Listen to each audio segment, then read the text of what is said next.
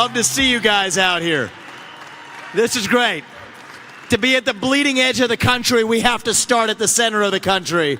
That's where we are, right here at home. And I want to say how proud I am of, Paul gave me a short tour beforehand. We're going to be continuing to tour this facility after of what you all have done here at Axiom. Congratulations for being a crown jewel, an embodiment of what is possible in the United States of America, supplying the greatest companies in the world at a faster pace than what even they will get from China. That's what today's actually about. This campaign, for those of you who have been following it, you know this. This is about filling the void at the heart of our country. We're in the middle of a national identity crisis today. We have forgotten what it means to be an American. I am 38 years old. I'm the youngest person ever to run for U.S. president as a Republican. Thank you. I appreciate that. Born and raised in Ohio, the kid of immigrants who came here with almost no money, founded multi-billion-dollar companies, did it while marrying my wife, who would have been here except she's doing surgeries at Ohio State right now, raising our two sons here in Columbus, Ohio, following our faith in God. That's the American dream. I am genuinely worried that that American dream will not exist for our two sons and their generation unless we all step up and do something about it. We're in the middle of a national identity crisis where we have to answer that question of what does it even mean to be an American today? You ask people my age that question, you get a blank stare in response. That is the vacuum. That is the void. And I've talked in other settings about the revival of core American ideals, meritocracy, the pursuit of excellence, free speech and open debate, self-governance over aristocracy. I think 80% of people in this country easily agree on those basic ideals. Half the 20 are people younger than me who never learned those ideals in the first place. And we're going to bring them along too. That is how we're going to reunite this country. But one of the most important ways we're actually going to do it is by reviving a national pride that's real. It's not a fake national pride with eagles and red, white, and blue. It's grounded in reality, in economic prosperity here at home, in a modern Declaration of Independence. The Declaration of Independence that Thomas Jefferson would have signed and did sign in 1776, that he would sign if he were alive today, is what we're going to talk about today, our Declaration of Independence from China. There are 5 key elements to this campaign. One is to shut down the unconstitutional administrative state. Second is to shut down those federal regulations in a way that grows our economy, again, in the United States of America. And last week I gave a speech at the America First Policy Institute to lay out exactly how we were going to get that job done. But the other elements to our vision for this country are to avoid World War III, declare economic independence from our enemy, and to revive national pride in this country. That's really what we're going to talk about. Our domestic policies and our foreign policies, these are two sides of the same coin. Even when it comes to foreign policy, I believe in clarity. Avoid World War III, declare independence from our enemy, and rebuild our actual homeland security defenses that we're missing. Next month, I'm going to give a speech on exactly how we will defend the homeland, but today is really the centerpiece of both a domestic policy vision and a foreign policy vision of how we no longer depend on our enemy for the shoes on our feet to the phones in our pockets. And I'll start with the story of where this began. It actually began with a good decision we made in 1972, when Nixon made a decision that he had to make that was the right decision in his time, when we were in the middle of the Cold War with the USSR. What did he do? He made the decision to reopen trade relations with China. And it's really important to understand the history of how we got here if we're going to find our path forward. What happened was the USSR was our main adversary in the Cold War. And Nixon recognized then, as I think we ought to recognize today, that the alliance between China and Russia was the single greatest threat to U.S. military might in the Cold War. So he made an unconventional decision. We didn't trust Mao Zedong, but we trusted him to follow his self-interest. And Nixon did a deal with Mao that nobody else believed was possible, to say we were going to reopen relations with China as a condition for pulling them away from the USSR. And that was one of the pivotal events that 20 years later led us to the end of the Cold War. It's worth recognizing that even the mistakes that we make often begin with decisions that were the right decisions at the time they were made. But then we had a bipartisan consensus in this country that took that vision in the wrong direction. In the 1990s, we had a bipartisan consensus in the United States of America around a philosophy known as democratic capitalism in the U.S. This was a new movement. Not putting this today is not a partisan speech. It's not about Republicans and Democrats. It's an honest American reflection. A bipartisan consensus in the 1990s that we would then take the further step of admitting China to the World Trade Organization and to adopt the wish that we were going to use capitalism as a vehicle to spread democracy to places like China. That we were going to export Big Macs and Happy Meals, and somehow that was going to export our values to the CCP. Well, that's where we lost the plot. China realized they could actually play that game in reverse. We thought we could use our money, trade with China to get them to be more like us. What they realized is that they could use access to their market, their money, to get us to be more like them. Or one step worse than that, that they could use our money to get us to be more like them. So if you have any doubt about this, I'm going to walk you through how deep this plot runs.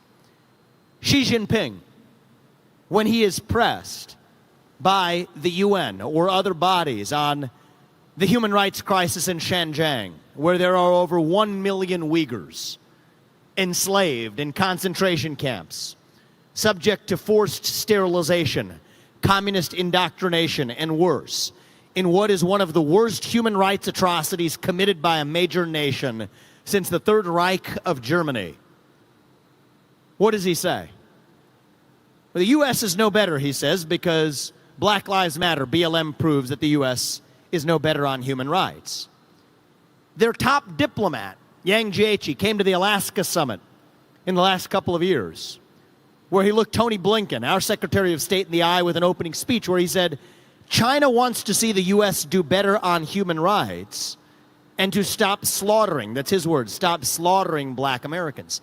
Now, this would be laughable if it weren't for the fact that our own companies in the United States of America lend implicit credibility to those claims. Take Nike, reflecting on the sins of slavery 250 years ago in the United States, without saying a peep about its reliance on China and actual slave labor today to sell $250 sneakers to black kids in the inner city who can't afford to buy books for school. Can't have it both ways. Now Nike says it is a company. John Donahoe, the CEO, his words, not mine, a company of China for China. Take Disney. 2 years ago has no problem eviscerating a anti-abortion bill in the state of Georgia or a parental rights bill in the state of Florida, while just 2 years ago going to Xinjiang, literally ground zero of that human rights crisis, to film Mulan without saying a peep until the very end of the movie. And you can see it at the end of the credits today that says, we thank the local authorities for allowing us the privilege of filming here.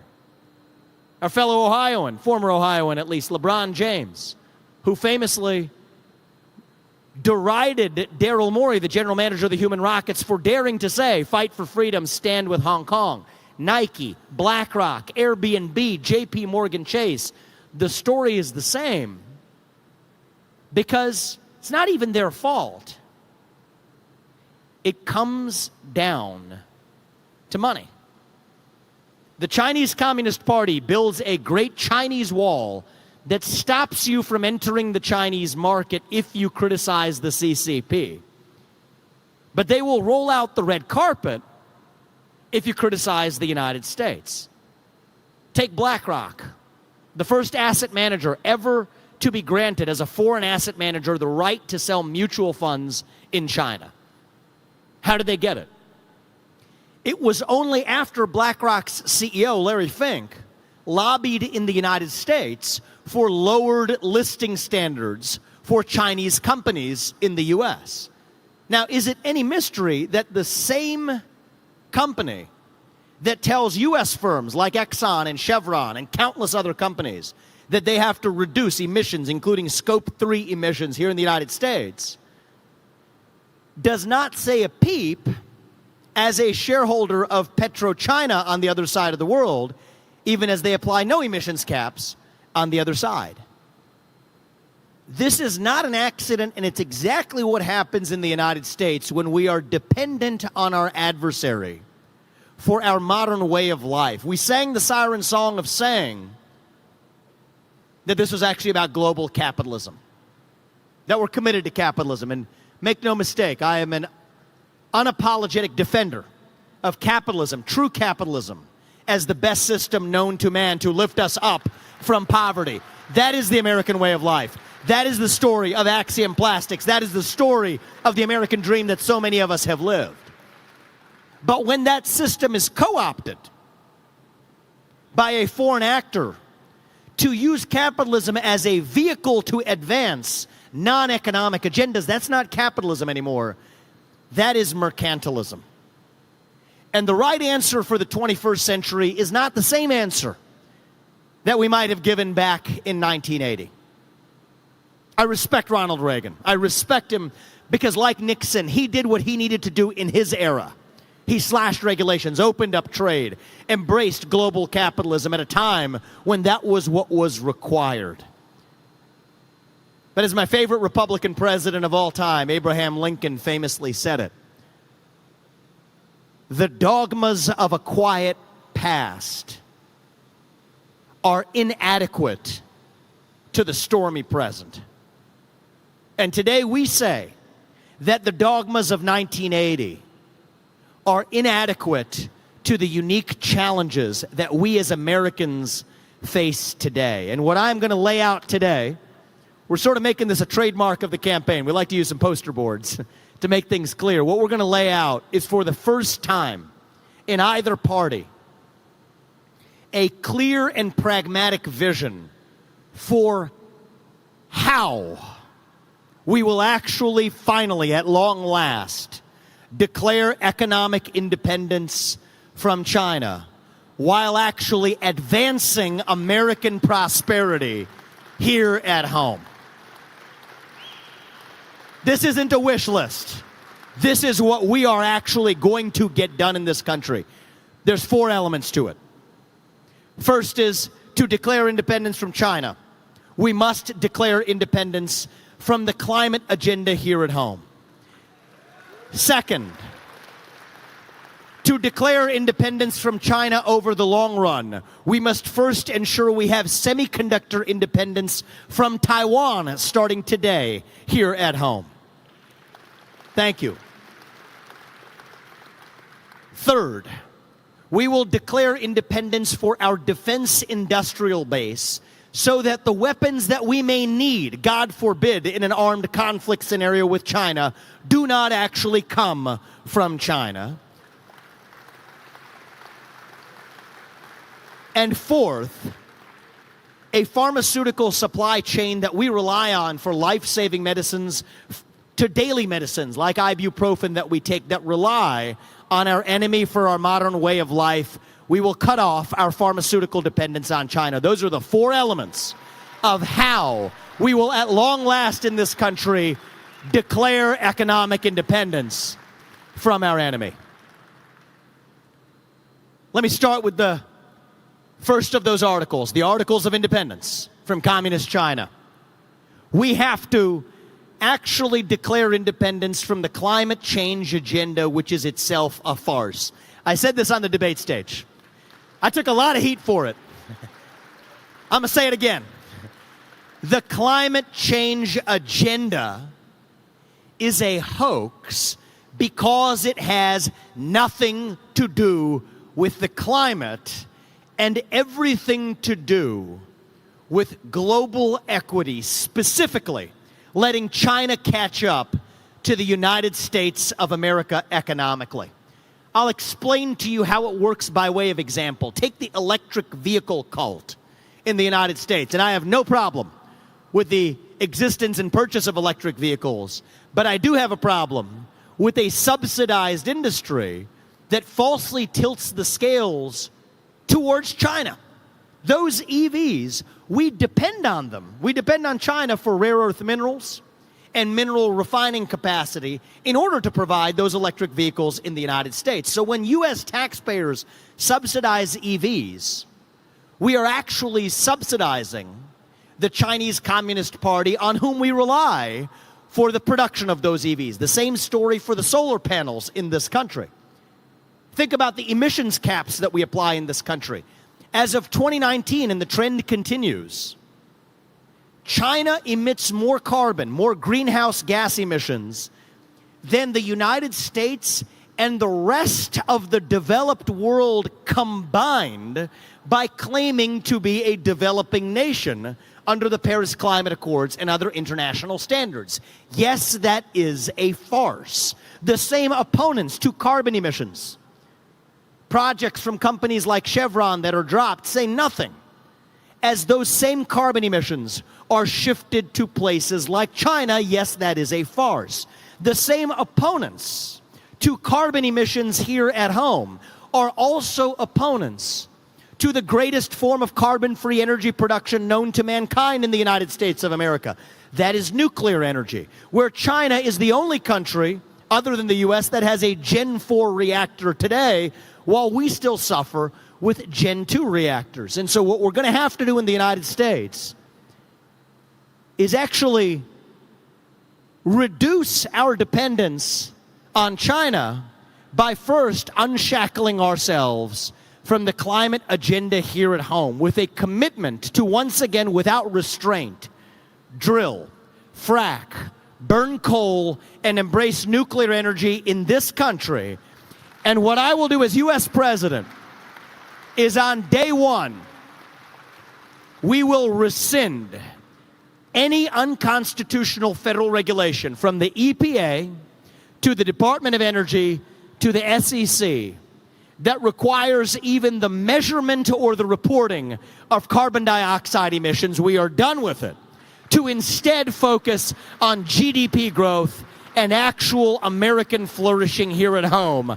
That is what we will focus on measuring, and that is the first step to declaring independence from an enemy that is purposefully using an agenda to shackle the United States as they continue to catch up by the day.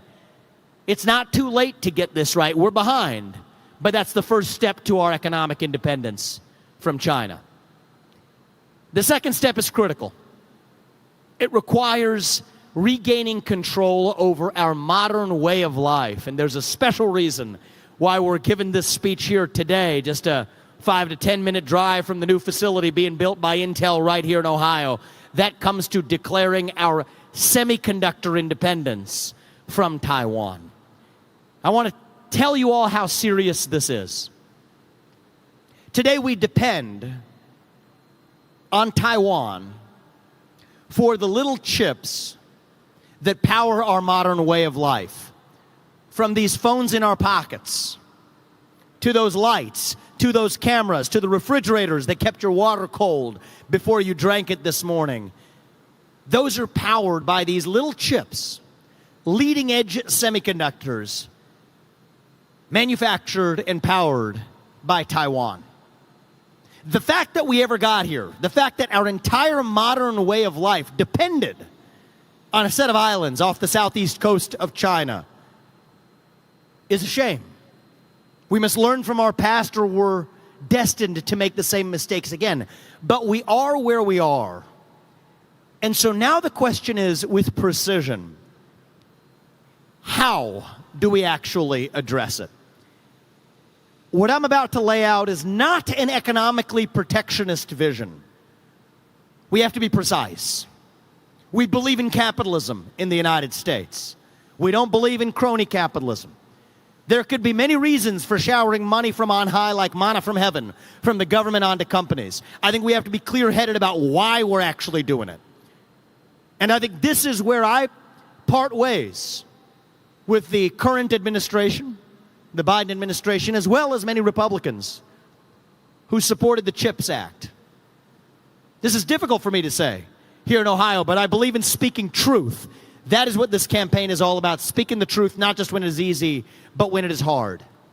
I am opposed to the CHIPS Act because it is really the Green New Deal masquerading in CHIPS masquerade clothing. Listen to what Gina Raimondo has said in boasting about that act. Child care requirements for companies. I mean, I love child care, but the government shouldn't be foisting that onto a select group of companies in their supply chains as a condition for getting federal money.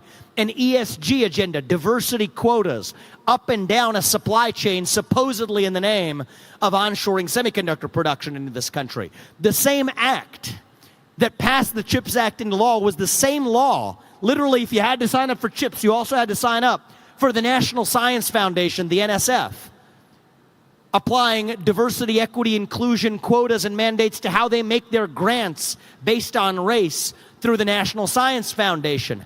I reject that, and we deserve a president who will do the right thing but without having the wrong thing tethered to it. And that's why even here in Ohio, I will say that the CHIPS Act was the wrong way to go, but we can't throw the baby out with the bathwater either. Not for economically protectionist reasons, but for national security reasons. It is important that we have a narrowly tailored focus on bringing back semiconductor production here to the United States of America. And it's not just about money. The number one impediment to TSMC, Taiwan Semiconductor Manufacturing Company, building out its new plant in Arizona, it's not the money. It is the absence of skilled workers and trained workers who can actually know how to produce those semiconductors in Arizona. You mark my words, that will be the number one rate limiting factor here in Ohio as well, which is why we need to focus on actual workforce training in the United States, not subsidizing four-year gender studies majors in California, but actually people will go through vocational training and skills-based training to fill the actual needs we have in the United States. That's actually a vital objective. It's easy to sign a $50 billion crony capitalist boondoggle with DEI and ESG all over it. That's the easy part. The hard part is doing what's actually required to fill that supply chain. So what we need is a narrowly tailored focus and policy that narrowly accomplishes the semiconductor gap that we face in this country while being disciplined as we do it. How do we ensure that discipline? If we're serious about declaring economic independence from China, I will challenge my fellow conservatives on this one. Anybody who is actually serious, not about paying lip service to this, not about talking about a wish list to onshore to the United States, which is my first best option too, but if we're really serious about cutting off our economic dependence on our enemy, China, then we have to be serious about a trade-friendly approach with our allies to also get there. That means reopening and expanding trade relationships with our friends in the likes of Japan and South Korea, and opening market access to the United States for those providers of semiconductors as well. I believe we will compete. I believe we will compete because we have the greatest talent in the world right here in the United States of America. But we will compete not because we cut off our friends and allies, but because we're the best in the world and compete with our friends and allies. This is what it will take to actually get serious about decoupling from our enemy. We are entering the danger window. We are within the Davidson window for when China annexes or possibly invades Taiwan. And we cannot have the CCP and Xi Jinping holding a gun to our head as we do it. That will be the beginning of a new era where the United States of America is no longer in a leading position, but has finally consummated what China envisioned when this project began in 1990. A new equilibrium of a codependent relationship that we don't want to be in. Codependent relationships do not end well. The only question is who ends it first. The sooner we end this, the better for us. And our way of getting there starts with semiconductor independence, starting in places right here in Ohio, not with crony capitalism and begging the government with the dowries required in that marriage with the government, but instead through discipline, saying that we will do it for our national security while opening up trade and embracing competition with our allies. That is how we shore up our semiconductor supply chain and ensure that Xi Jinping will never lord over us. How we actually live our daily lives in the United States of America. And you mark my words, if we do this, I believe in 5 to 10 years, it is possible that the United States, like Taiwan does today, will lead the world in our own production of leading-edge semiconductors that we export to the rest of the world. That is what is possible if we truly believe once again in American exceptionalism. Thank you. Now, the third area where we're going to have to lead is shoring up our defense industrial base here at home. Here I'm going to lay out some sobering truths. Today, in order to produce our naval capacity, our Air Force capacity, our Department of Defense has identified 35 critical strategic materials to our military supply chain. For 16 of them, China is the leading producer. For 22 of them, the United States has no primary production in this country. Just last week, the CEO of Raytheon, a military contractor, was begging with politicians and potential policymakers, folks like myself and others, who will be leading this country, to play nice with China because they can't make F-35s. They can't make even ships or other production that we need in the United States without depending on China. Think about how little sense this makes. If we're investing in our own military and defense production capabilities, why exactly are we doing it? We're doing it to protect and prevent against, God forbid, a conflict scenario in the United States. Now, who's our top adversary today? It's not the USSR. That fell back in 1990, as some seem to forget. Our top adversary today is Communist China. So what do you think is the first thing Communist China is going to do in a scenario where we end up in a conflict with China? It's to turn off our defense industrial base, which they control, the very weapons that they don't want us to use to strike China. This is the mistake. Each Virginia-class attack submarine today requires 9,200 pounds. Every F-35 needs 920 pounds of rare earth minerals that come today from China. Our greatest adversary is also our greatest supplier of the very military equipment that we build to deter that adversary. And just to put this in context, we did not depend for one iota of our military industrial supply chain with the USSR in the last Cold War. Ronald Reagan himself would be rolling over in his grave and is today, knowing that we depend on our adversary for our own defenses. So the right answer is we have to invest in our own defense industrial base. Today I'm announcing, first of all, a commitment that I think we have to make as Americans between now and 2032, getting us through the Davidson danger window, getting us through the window where we will hit our nadir in naval capacity and otherwise. A commitment to a floor of 4% of U.S. GDP spent on military expenditures to defend our own homeland where our defense capabilities are badly lacking. And this is not going to be a military expenditure to fight foreign wars that don't advance U.S. interests. How are we going to get that money? Here's the answer. We have spent $3 trillion, over $3 trillion, in wars spanning Afghanistan to Iraq over the last 20 years that did not advance U.S. interests. Tens of thousands of American lives lost in foreign wars that did not advance American interests. To what end?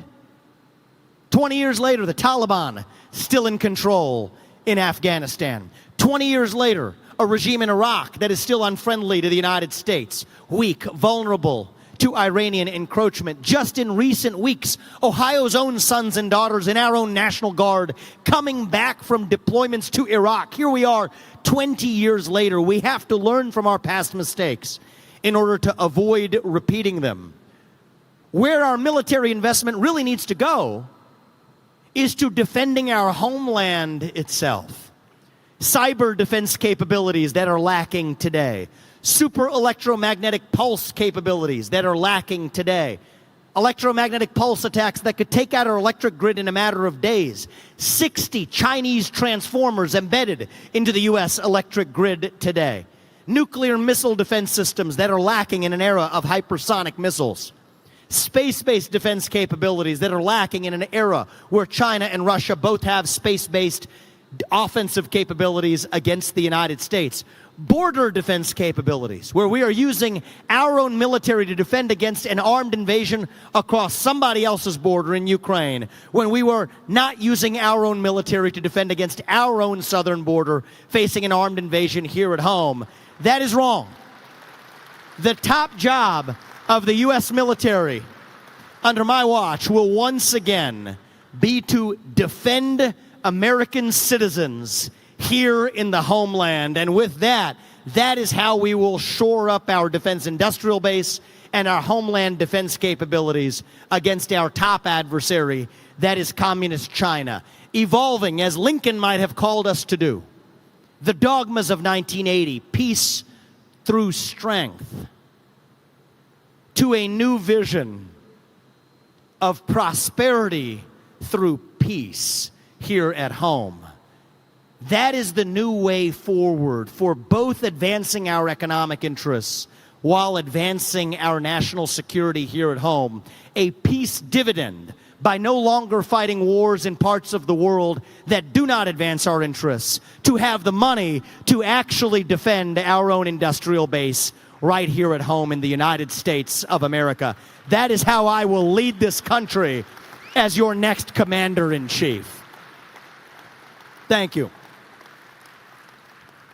Now, the fourth way in which we have to secure our independence from China is from our own pharmaceutical supply chain that today depends on China for our very day-to-day health.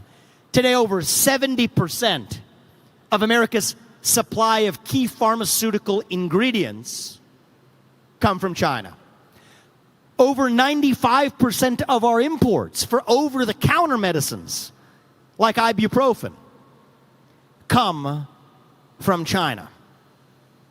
Now, I want to lay out for you something that everybody who's knowledgeable about this issue in Washington, D.C. knows, but has refused to say publicly because of the consequences of speaking the truth to our own people.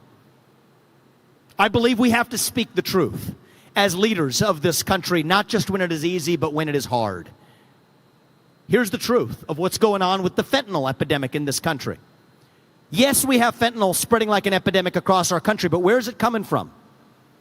Today, as we speak, I'm not making this up, the key synthetic precursors for making fentanyl come from, you can't make this stuff up, come from Wuhan, exported to the Mexican drug cartels at cheap prices, that are making synthetic fentanyl south of our own border with the aid, in certain cases, of Chinese chemists south of our own border.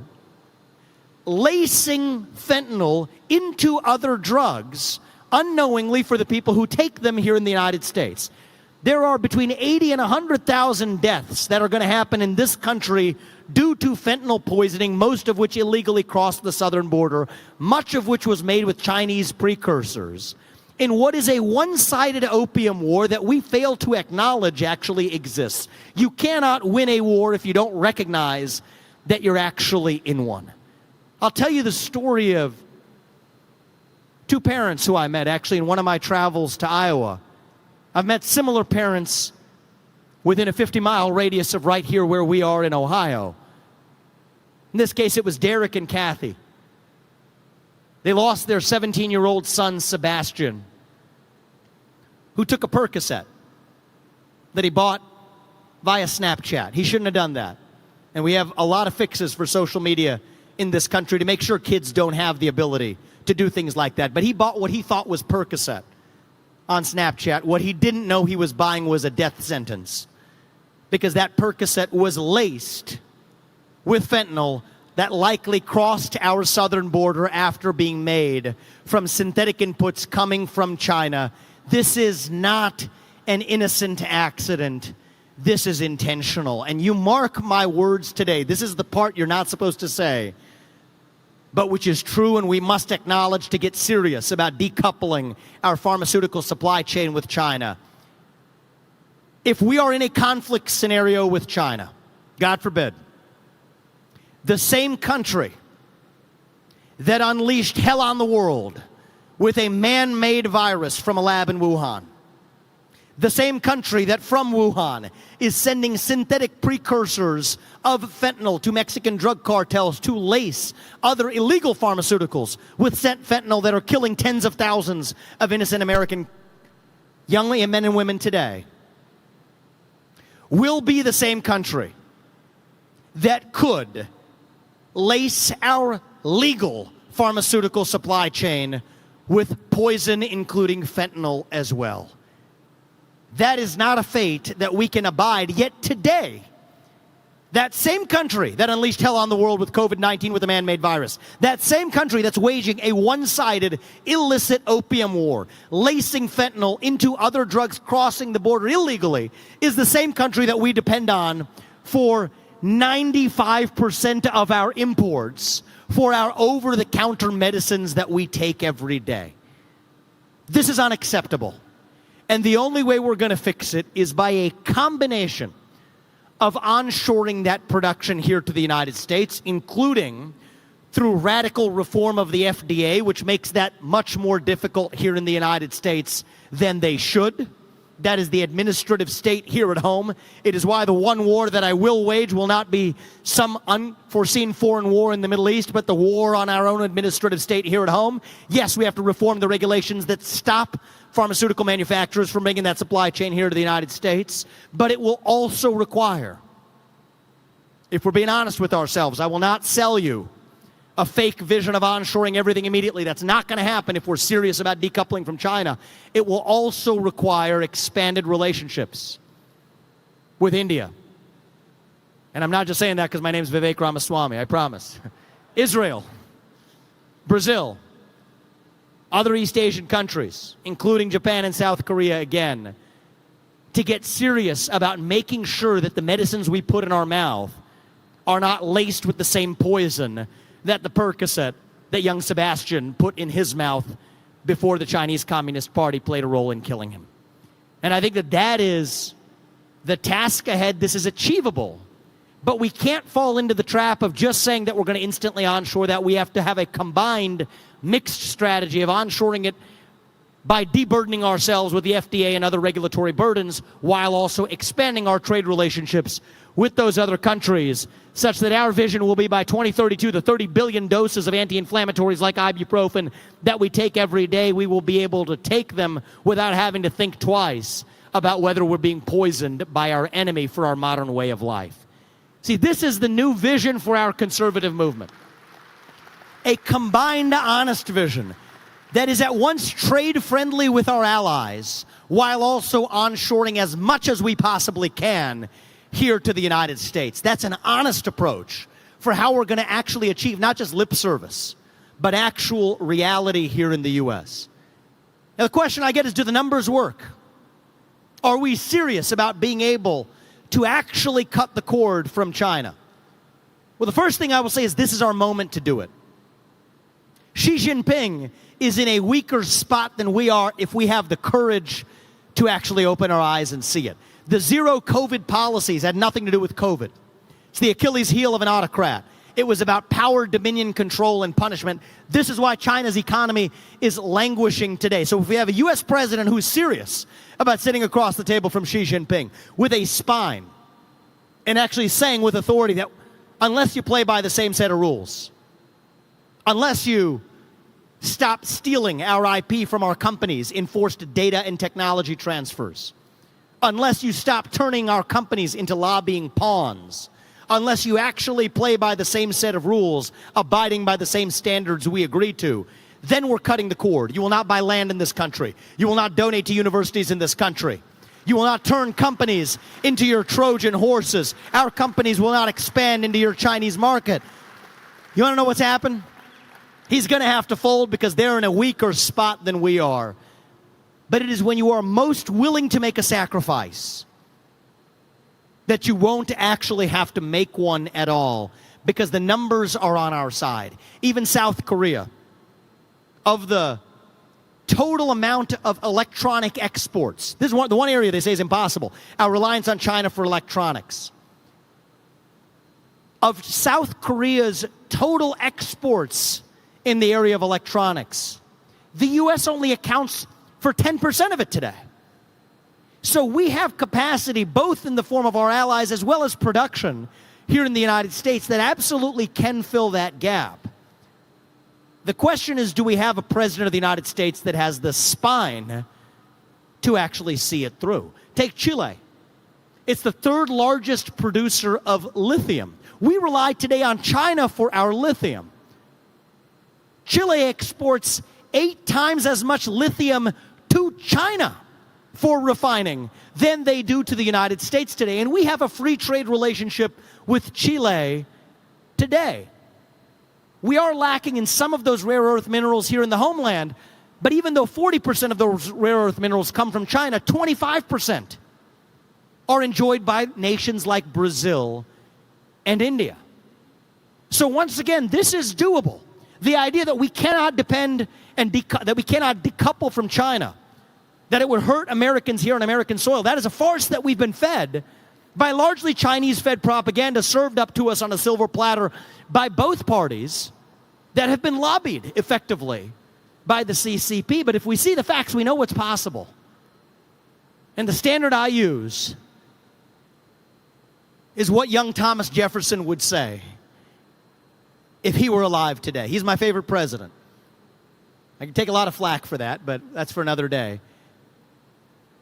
He was 33 years old when he wrote the Declaration of Independence. I'm an old man by comparison. He invented the swivel chair while he was at it. The swivel chair that we sit on today was invented by Thomas Jefferson while he was writing the Declaration of Independence. One of the people who co-signed that with him was Benjamin Franklin, who invented right here in the United States the bifocal spectacles, one of the early remedies to the common cold. The Franklin stove that we use right here was made and invented right here in America by a co-signer of the Declaration of Independence that was written by the 33-year-old that invented and made the swivel chair while he was at it. That's what's possible in the United States. We are the pioneers. We are the explorers. This is what it means to be an American. You weren't trained in it? Great. We're going to figure it out and do it nonetheless here at home. That is the American way of life. Have we been perfect at every step in our national history, from our founding through even the mistakes that I criticized in the 1990s? No, we have not. We're not a nation of gods. We're a nation of men.